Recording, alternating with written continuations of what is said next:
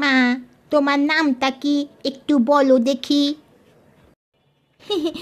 জি, আমার নাম কুলসুম আক্তার, মোসাম্মদ কুলসুম। মাশাল্লাহ, তোমার মতো সুন্দরও, তোমার মতো নামটাও সুন্দর। তা বাবা, তুমি আমার মেয়েকে কিছু জিজ্ঞাসা করছো না? তুমি কিছু জিজ্ঞাসা করতে পারো। জি, আমি জিজ্ঞাসা করতে চাচ্ছি, তোমার কোয়ালিফিকেশন কি? জি, মানে আমার কোয়ালিফিকেশন MF IAS এবং IAS।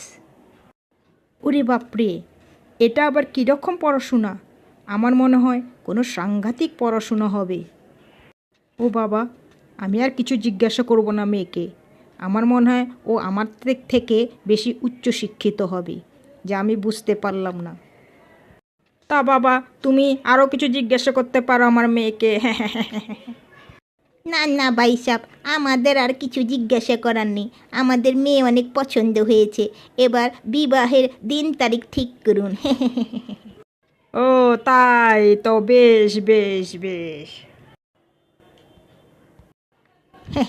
কুলসুম, আমাদের তো বিয়ে হয়ে গেল, তাই না? হ্যাঁ, তাই তো।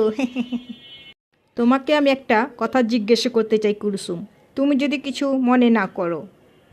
হ্যাঁ, জিজ্ঞাসা করো। বিয়ের আগে তুমি ওই কোয়ালিফিকেশন ব্যাপারটা যে বলেছিলে না, পড়াশোনার ব্যাপারটা, আমি এটা বুঝতে পারিনি।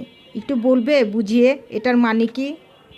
ও, তার মানে বলছি তোমাকে। এর মানে হলো ম্যাট্রিক ফেল অল সাবজেক্ট। কি? আরে তুমি বুঝতে পারছো না?